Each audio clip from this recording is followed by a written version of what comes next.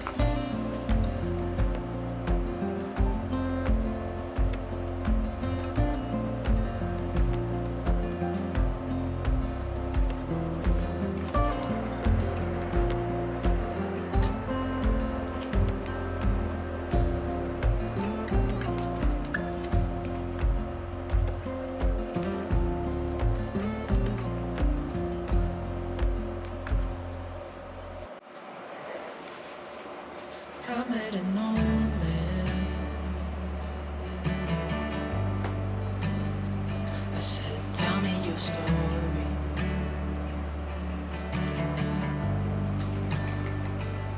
He took out a notepad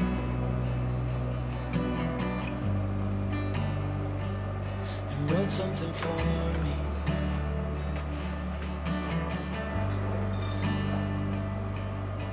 Then he kept walking on down the road, and I watched him disappear like smoke. And I thought I'd just seen a ghost. Then I looked down at what he wrote. It said, son, when you grow up you'll be fine. I know you've got questions on your mind. Life is gonna happen one way or the other, whether you like it or not. Stop looking for the answers, and you'll find what you got.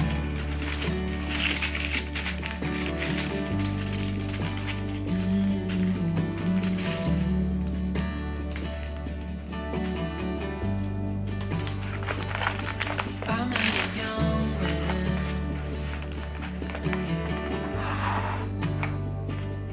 searching for glory.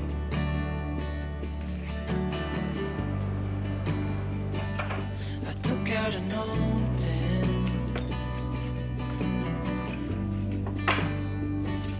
and wrote in my story.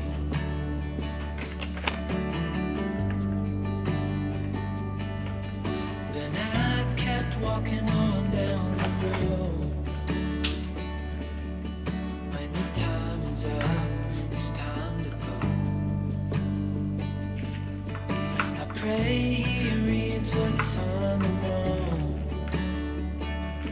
and takes to heart what I wrote. I said, son, when you grow up you'll be fine.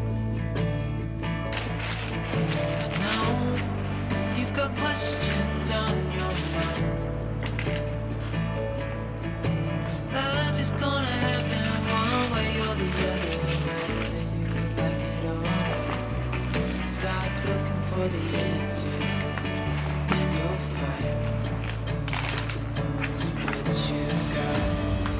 When you grow up, you'll be fine. I know you've got questions on your mind. Life is gonna happen one way or the other, whether you like it or not. Stop looking for the answers, and you'll find what you've got.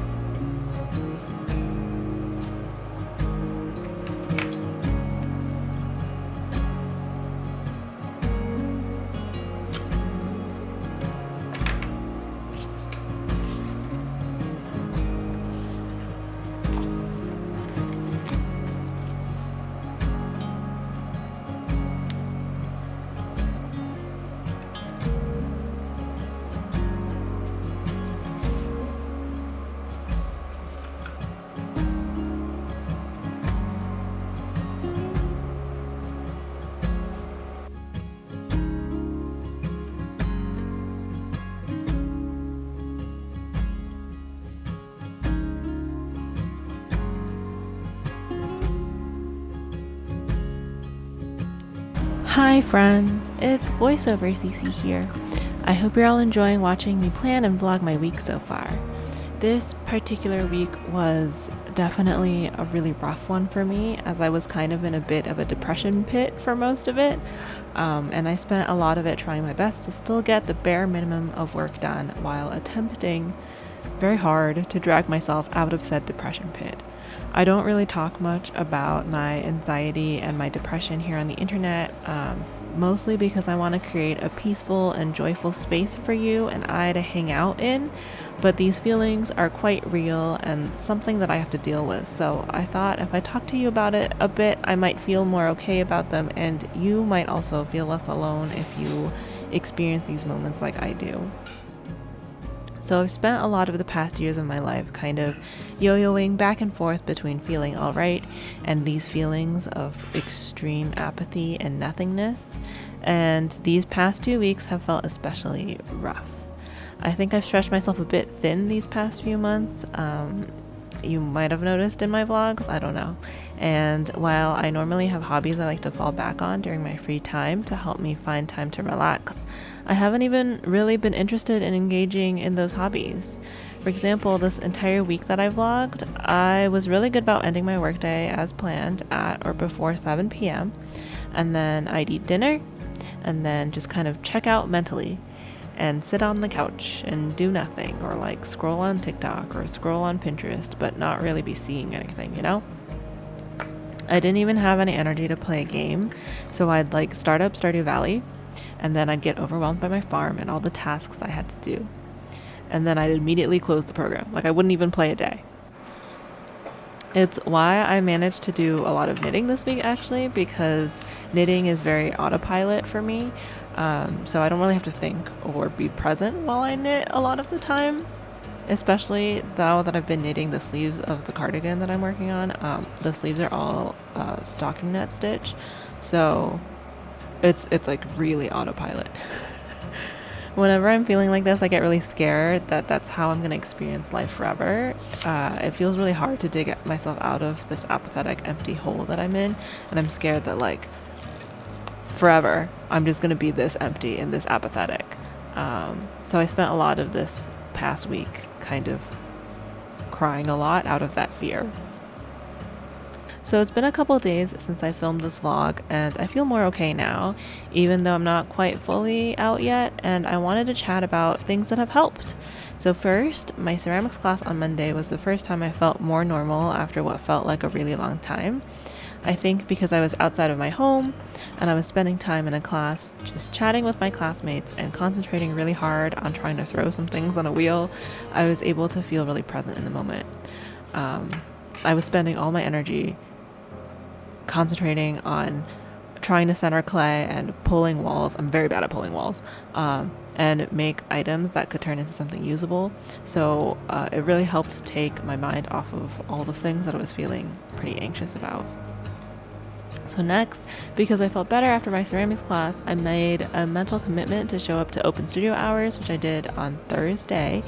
I spent some time trying to make some more items, and even though I was only able to make 2 small bowls and I failed to center my clay a bunch of times, concentrating on the clay really forced me to be more present in myself. Like I felt like I was in my body again. Does that make sense? After studio time, I took the train to meet up with a friend, and we spent a few hours getting bubble tea, getting a huge bubble tea. I got the biggest bubble tea I've ever gotten in my life, and walking around the city and just chatting and laughing a lot, and that helped a lot too.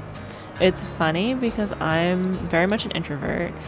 Being around people really stresses me out, but spending time with a good friend and laughing over unimportant things was so important and valuable for helping me feel better.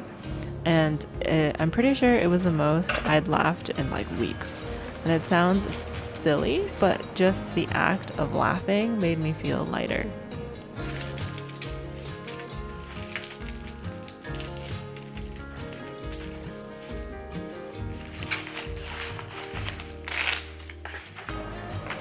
So, what did I learn from this week of trying to dig myself out of my depression pit?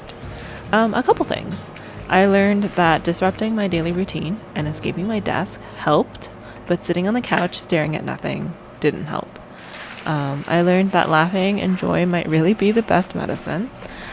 I learned that spending time with a good friend can really do wonders. I learned that ending my day a couple hours earlier didn't compromise my ability to actually get what I needed to get done, which is a lesson I just know I'm gonna forget again in a couple weeks. So I'll need y'all to remind me, okay? Most importantly, I reminded myself that eventually I can always get myself out of that depression pit and that life won't always feel so awfully empty. So I hope that that's a good reminder for you too. That's all I really wanted to say, so I'll let you continue watching this little vlog in peace. Even though it was a rough week, I had a really good time decorating my planner this week and remembering why I like keeping a planner in the first place. I really love flipping through filled pages, so hopefully that's a reminder for me to keep remembering to use this little notebook and to fill it with as many stickers and memories as I can, good ones and bad ones too.